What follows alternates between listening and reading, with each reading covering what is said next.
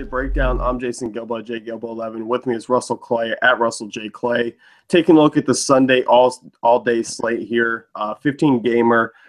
I took the day off yesterday. Today I'll definitely be looking at this slate just because it's a lot more intriguing than yesterday. You got some pitching, and you also have some decent offensive options.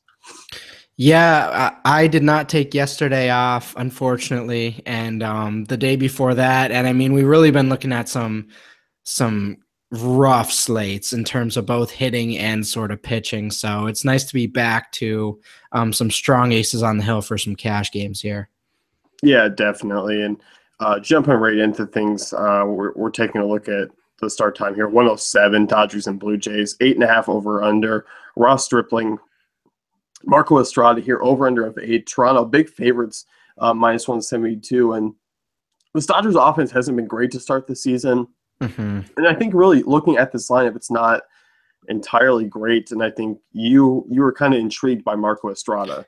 Yeah, he's actually been relatively consistent throughout this season. And I think when you look at this Dodgers lineup that's been relatively weak this year, maybe not a cash game play, but for the price, I think you can throw him in a tournament. And I think if he gets you 20 points, you're looking at a pretty strong day on DraftKings there. Yeah, I definitely agree with you. I mean, Vegas does too. 3.6 runs projected. Mm-hmm. Toronto, big favorites, minus 172. And to jump on this Toronto team, Ross Stripling doesn't miss a ton of bats there. And obviously a low strikeout rate. He's kind of struggled of late. 368 WOBA allowed to right-handers so far. You look at this Toronto lineup, it's looking pretty good today. And I think after that bounce-back game against Derek Holland, where you said you were going to take the bullet for the team there, and you did. So hey, and you know what? I did. I made one, and he got minus 26, and that lineup did not do well, fellas, folks, and ladies. But I did, however, and I had mentioned this the previous few days, sometimes you want to make two lineups just in case. So I did have a Toronto stack that night that actually did pretty well. But I think you're obviously looking at this Toronto stack again, 1 through 5. I think that's really strong. Tulowitzki's really struggled, so I'm not sure you're looking at him. But, I mean, even Pilar and Russell Martin, they're in play for me. I love this Toronto team right now. They gave me a little confidence after the other night, so I think we could be trending upwards with this offense. Yeah, no, I definitely agree. And, I mean, on that Dodgers side, I do like Estrada. So I won't be picking on them too. Once again, super cheap. Obviously, they're kind of in play a little bit in tournaments if you're not taking Estrada just because he's been kind of home run prone at times. But overall, I'm with you. I think Estrada's a solid play in tournaments at that price tag. Mm-hmm. I also think the Jays are a great stack. He's kind of like the machine gun, and then we're going to bring in some tanks later. So he's not necessarily the guy you're looking for in cash because we got some strong options coming up later. But for tournaments, I think he can be an interesting contrarian play. Definitely. Next game here, you got Royals and Indians, over under of 8, Cleveland minus 125. Edison Volquez versus Josh Tomlin. This is a game that I don't quite want either or of the pitchers. And I think hitters – on a full game slate, I'm not too intrigued with this. There are some names that stand out, kind of looking at these guys. Obviously, a Francisco Lindor, Jason Kipnis are kind of in play. I'm not really taking a look at any of these Royal sides who really just haven't picked up any production so far this season. Yeah, again, I think both these teams are just stingy enough to sort of keep these pitchers down, but not necessarily interesting in a stack point of view. Obviously, I think on the Indians side of things, we have Michael Brantley, but he's kind of a little up there in price. So I'm not sure he's even necessarily worth it unless you're talking about a tournament standalone play. Yeah, no, I definitely agree. I mean, is there any one that really, really stands out for you in this game at all? Honestly, for my lineup construction, I'm probably avoiding this game altogether. But not to say there isn't some reasonable options, but nothing that really stands out is like an awesome play. You think Kipnis and Lindor are kind of the standalone favorites there? Yeah, I'd say so. Yeah, no, that's where I'm kind of heading. This next one here, Rangers and Tigers, Martin Perez, Jason Verlander, over-under of 9. Detroit favorites here, and I think this is going to be a solid game for offense today. I'm really definitely looking at this Tigers side, and I think they're definitely an intriguing stack. Yes, they've been a little bit up and down, quite haven't been performing to their namesake, but Martin Perez, 3.37 WOBA since 2014 to right-handed bats. There are really a ton in this Detroit lineup that you can really target tonight. Yeah, I think I'm looking at 2 through 4. I'm not necessarily touching Justin Upton right now, even at a reduced price. If I am stacking this, I'm probably looking at the more expensive options, Cabrera, Martinez, as you mentioned, Castellanos. I'm okay with Kinsler and Martinez too. I think I'm just staying away from Upton until I see something from him. Yeah, no, I definitely agree. I mean, super cheap. Yes, he struggled. His K rate is up, through the roof this season, so that is a bit concerning. A boomer bust option. I still think in a Tiger stack he might find his way in. I know he's struggled, but to kind of make that stack complete, he might. But as you mentioned, Castellanos would be a great pivot off of that because he has been more consistent this season. Right. And I do like Martinez. I think he's a great player. I like him on FanDuel because he's catcher eligible. DraftKings, you have to choose between Cabrera and Martinez, so obviously that's an issue. I love JD Martinez's price tag. I mean, the guy's matched left-handed pitching since coming to Detroit, so he's certainly in play in both formats tonight. Right. Anyone on this Ranger side you're taking a look at? Verlander's been all right so far this season. Yeah, he's not a cash, but I actually am intrigued by Verlander by his upside. But again, he's been pretty up and down this year, so I'm okay with a Beltre at his price, and a Fielder at his price as well. I'm okay with both those guys. I think they're solid in the order, have a good role, and sort of I'm not too worried about Verlander, I guess I would say. Yeah, no, I definitely agree. Next game here, Brewers and Reds.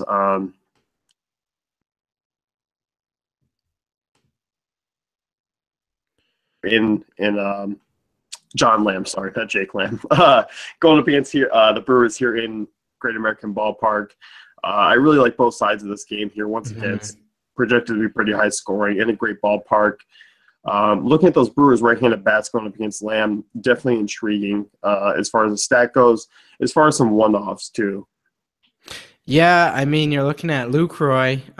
If he's out there again, I mean, he's been pretty solid for his price the past few days. And then obviously Ryan Braun for a higher end option. But I mean, I actually like this with price considered, the 1 through 4 there. I think that's pretty strong. I definitely agree. I mean, you talked about Lucroy. Obviously, Braun certainly in play. Villars hit stronger from the right side. Chris Carter, an interesting GPP play. And obviously, back to this red side, I mean, we've kind of been rolling them out night in and night out with this series. And once again, 1 through 5, Cozart, Hamilton, Votto, Phillips, and Bruce are very one playing. Definitely can't forget about Adam Duvall, who has some serious pop, but is in the ladder of that lineup. Yeah, I mean, if you've been playing the last few days, you kind of realize how strong this red stack can be, and they're projected for another nice sort of game there against a relatively weak pitcher. So definitely an interesting stack on a big slate. Yeah, definitely. I think that's going to be a kind of a core lineup spot for me as far as both those games go. Yep. Next one, we got Phillies and Marlins. Aaron Nola versus Justin Nicolino. Over under a 7.5. Miami minus 123 favorites.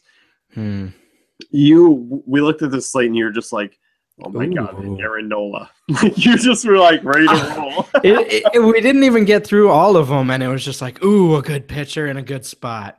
Well, and the Marlins have been pretty solid this year, but I think this is one where you're not totally worried, other than Stanton, obviously. But I actually think this is a pretty decent matchup against a solid Marlins lineup, but I'm not scared against Nola. Well, you more so in favor of Nola in tournaments than cash games? Yeah, not necessarily cash, but I think he's a strong tournament play with high upside. Yeah, I definitely agree. And as far as the hitter side go, I really don't like anyone from this game whatsoever. No, not really, unfortunately. I You mean, always kind of want to throw it's Stanton in there, but if you're playing, it's okay, man. You don't have to sound so bummed out. It's a 15 game slate. If we don't like a game, we can pass on and move on. You know. your boy Michael Franco bumped up to 4K, so Now it's like, okay, probably that value factor might be gone a little bit. yeah, Yeah. unfortunately. So, A's and Orioles is the next one here. Kendall Graveman, Chris Tillman, 8.5 over under. I'm not looking at either of these arms. I'm definitely looking at the bats here. Mm. I think the A's are once again in a good spot. I know Tillman's kind of a reverse splits guy, but overall, with Tillman's low ground ball rate, I think there's definitely some pop here that could be talked about with guys like Vogt and Reddick, certainly in play. Yeah, it's going to be tough to get full value from them on a full slate, but I think you can nail those two guys and they'll probably hit value for you. Kind of not looking at a full slate, but I think you can throw those two in there, especially Vogt at catcher. Yeah, definitely. And on this Orioles side, I'm definitely looking at kind of, once again, it's just the usual guys in this lineup. Mm-hmm. Your Machado, your Chris Davis. Those are the only two in Trumbo, of course, who are kind of standing out. I know Ricard, leadoff man, he's definitely in a good spot. A big run total for this Baltimore team. I do think 1 through 5, they're an interesting stack today.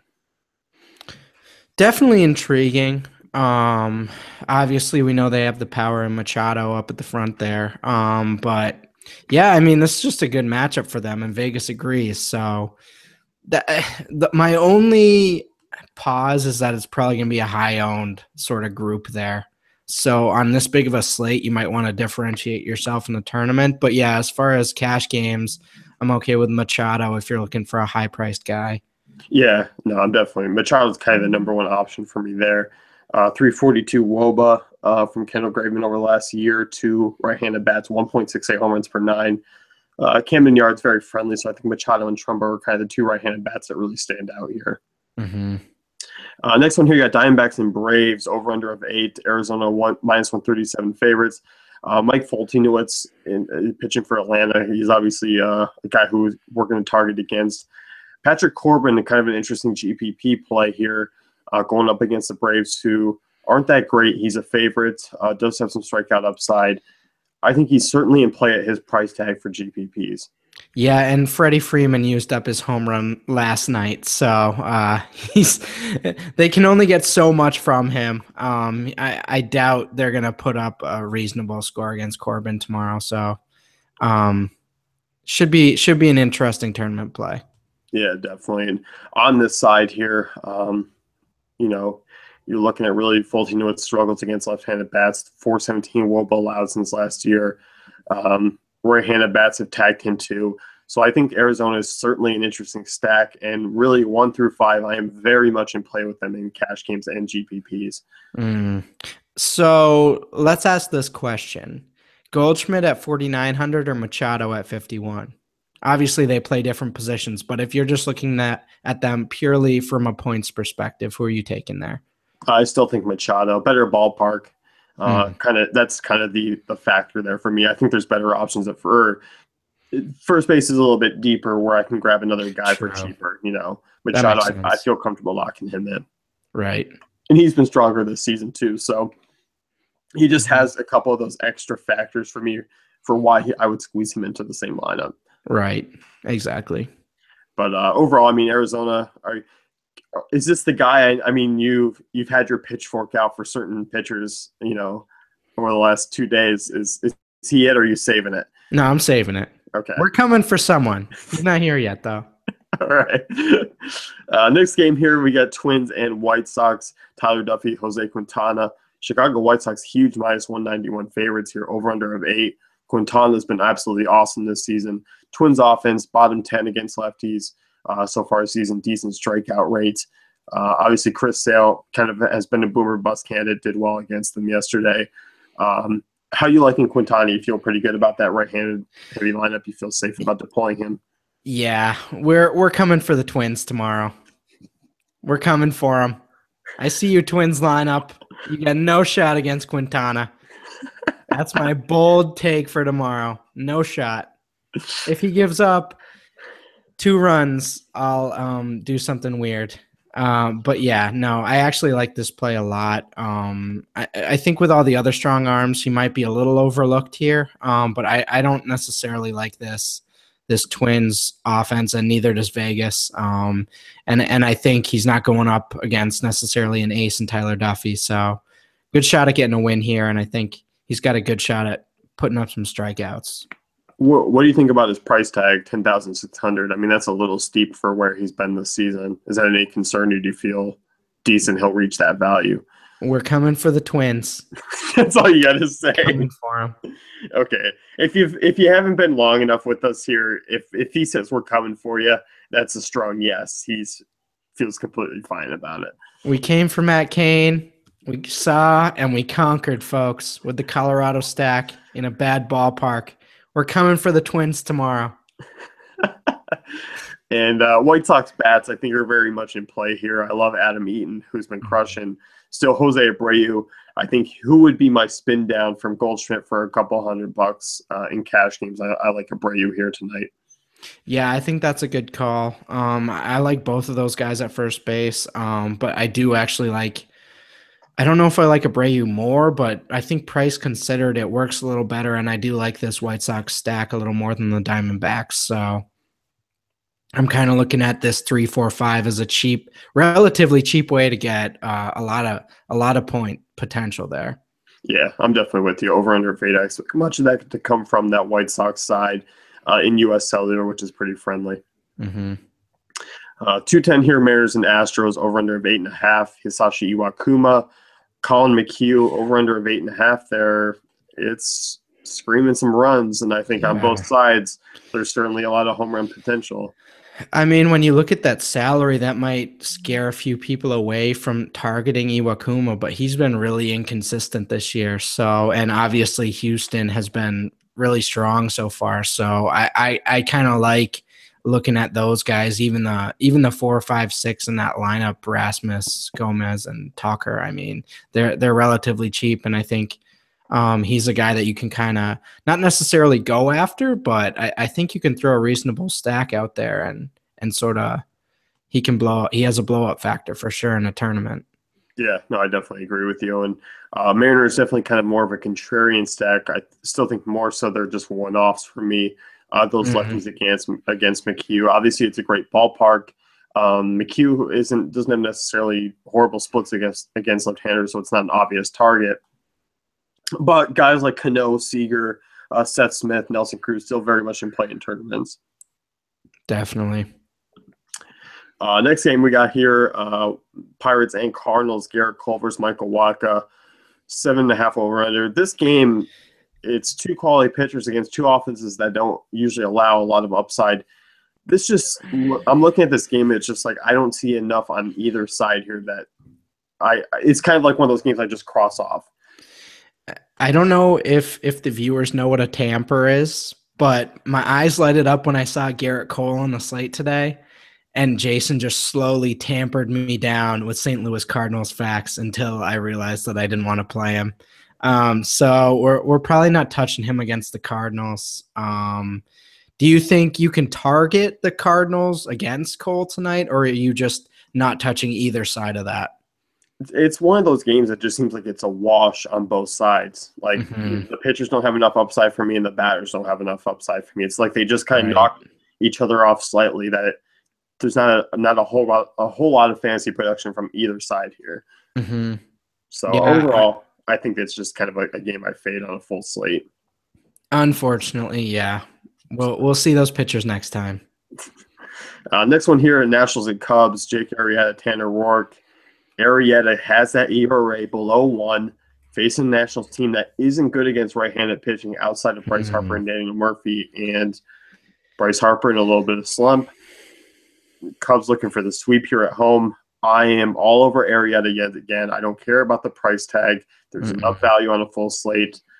Get this man in a lineup. He is just phenomenal. Awesome. I mean, we don't really need to get into details about Arrieta and how awesome he's been, but I mean, 13.2 on DraftKings, that's rough. Don't get me wrong, but I think you find a way to get him in. You need to be if not 100% exposure in cash, pretty darn close. If you're making one cash game lineup, he needs to be in there. Yeah, definitely. And as you mentioned, I mean, the price tag, yes, it's steep. But also, I mean, I don't feel comfortable as much as I do with Arrieta and compared to the other arms on this. I know Matt Harvey's facing the Padres, but I feel comfortable. He hasn't, yeah. Yeah, and you know, as you're about to say, he hasn't been that Harvey guy that we were used to. And I think, you know, we felt good about DeGrom. We felt good about Syndergaard. We felt good about Cologne. You know, and it's this series was supposed to be set up for 4 straight days of cash game plays, and just yes, it's panned out because ownership has been high for all of them, but they haven't necessarily panned out. Yeah, it's been rough. And I mean, there's even Bartolo tonight. He hit a 2-run homer, and he still can't win for us in fantasy. So, yeah, I don't know. It's tough. It's tough with Matt Harvey. I think I like it. I mean, Vegas is still in favor of him, but yeah, it's tough to trust anyone more than Arrieta right now. Definitely. And on this Cubs side, I still think the lefties are very much in play. I know Anthony Rizzo is expensive. Zobrist is on a monster hot streak, certainly in play. Hayward, Fowler, Chris Bryant, all playable against the Tanner Roark, who doesn't miss many bats. Right. The only trouble you're going to run into is if you do play Arrieta, it's going to be tough to like fully stack the Cubs or anything like that. But you might be able to piece together a few guys. Maybe if you throw Jason Hayward in, something like that. But yeah, I mean, if in a tournament, if you do fade, I think a Cub stack would be pretty intriguing. Yeah, no, I definitely agree. Next one here, Rays and Angels. You got Andreessen Tropiano, 8.5 over under. Angels small favorites -115. Tropiano for the price tag still intrigues me because he's below 7K against a Rays offense that, yeah, they've hit some runs here in Anaheim, but overall haven't been great. And still, I don't think they're a great offense against right-handers. And Tropiano has a great swinging strike rate that I think is definitely worthy of a tournament notice. Yeah, I think that's fair for tournaments. I'm not against sort of getting the cheap Rays in there. But yeah, I don't think you're targeting them in cash or anything like that. Yeah, definitely. I think this game's kind of along the lines of the Pirates and Cardinals game, where like offense is just kind of off the table for me. Yeah, and I think it's like if you don't play Arrieta, it's okay to throw a Trout in there because that's a decent matchup for him. But I don't necessarily look at this Angels lineup as a stackable crew right now. You know? Yeah, no, I definitely agree. Next one here, you got Rockies and Giants. This one should be a little bit more favorable. Eddie Butler versus Jeff Samardzija. Does Jeff Samardzija, right off the bat, does he catch your eye as a guy who's worthy of a tournament play? I think he's still going to get lower ownership, even though, I mean, he went into Coors and kind of conquered the beast. But still, this Colorado offense kind of scares me. Samardzija's been up and down. Definitely a GPP play. But where do you like him? It's one of those where I do like him, but you can see quite a few ways where it can go really wrong and he can just get shelled. So yeah, I do like him. But again, it's kind of one of those where I was talking about with Holland the other day. I do like him, but at the same time, I think you can make a stack against him and do well as well. So it's one of those. I could feel strongly either way. I might make 2 lineups. Yeah. Yeah, so you're going to sacrifice yourself again. And obviously tournament only. But, yeah, I think that could work well both ways. Yeah, I mean, I think the Rockies, once again, are pretty cheap on DraftKings, certainly in play. Obviously, Samardzija has had his troubles, with left-handed bats, 324 WOBA since 2014, 1.24 homers per night. Obviously, it's a great park, but the Rockies put up 17 runs there, so yeah. It's not like it's completely off the grid. And you were on that stack that night, so it is certainly playable. And on this Giants side, I very much think there is certainly in play in cash and GPPs. Their price is a little bit down, going up against Eddie Butler, struggles against lefties, struggles against righties. All in play for me. I think they're great stack. Day game in AT&T, I definitely don't mind that game for offense. How do you feel about paying up for a catcher at 4,300 on DraftKings for Posey? Posey has the key to my heart. I love Posey. Okay. I'm a big Posey fan. Yeah. I have no issue paying for a price tag guy if my lineup. I know it's understandable to drop down a catcher, but Posey's a guy who Mm-hmm. he's in a great spot. I know he's at home. Obviously, T&T Park's not that great, but I still think he's worthy of a cash game look always. Okay, that's fair. Yeah, I mean, I'll get a Posey jersey hanging back there soon. So We see. next game here, 440 Mets and Padres. Matt Harvey, Andrew Casher, 7.5 over under. A guy like Matt Harvey going up against the Padres, Mets are just minus 137. That doesn't scream safety to me. It really doesn't. And neither do his splits to start the year. He's been super inconsistent in some really good spots. So you're not throwing him in a cash game, I don't think, but it is a good spot. I would let someone else throw him in cash and use him in tournaments only is how I would play that. I think, yeah, I mean, I definitely agree with you. I think the only thing that people are going to consider is because it's a 3K difference from Arrieta to him, he's still, yeah, I mean, I'm with you. You pay that, they pay for the safety. Yeah. I know Arrieta's Harvey's in a great spot against the Padres team that is in the bottom 3 in WOBA, but they strike out a ton. So in Petco, but you would think that, and you'd think Vegas would be like, all right, he's like minus 180 favorite. Why isn't he? Right. I mean, he was in a good spot against the Braves a few days ago, and he ended up with 8 points. So I don't know. He is a good pitcher, but I think he'll figure it out. But again, he's tournament only for me right now. Yeah, no, I definitely agree. And looking at Cashner, are you looking at any Mets guys? I mean, he struggled with lefties, 339 to lefties over the last 2 years, 1.16. Kind of the usual, Conforto. Yeah. Conforto's staring at me for 3,700 on DraftKings, but other than that, probably not touching this lineup right now. Yeah, no, I'm definitely with you. I think there are far better options. Last game of the night, once again, Sunday night game, Red Sox and Yankees. Stephen Wright, the knuckleballer, over under of 8. Luis Severino. What was that? Ugh. Look at this Yankees lineup, man. Ugh. It's bad. Is Wright a GTP play for you? Is who? Right? Right? No. I'm just avoiding that whole situation right there. But obviously, you're not touching the Yankees either. No. But so we can talk about some Sox, though, because they're certainly in play against Severino. Yes. I mean, he is hammered by right-handed pitching. I mean, absolutely hammered.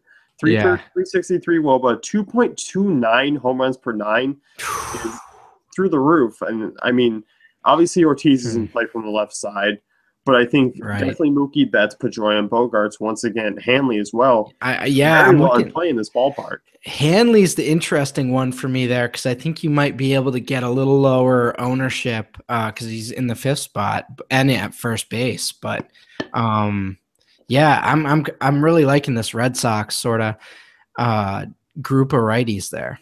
Yeah, no, I'm definitely in agreement. I think that's a stack that could very well pay off at the end of the night there. Pretty much all the names mentioned. Is there any one Yankees bat that stands out to you? No? Okay.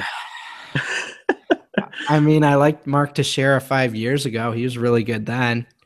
But I don't know how much that's going to help us. This is 5-8-16. I don't know how much that's going to help us tonight.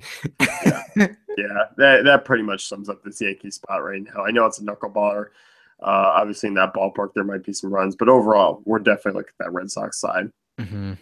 So that's going to wrap it up for the Sunday slate. Check out dailyfantasycafe.com for all our great tools and content.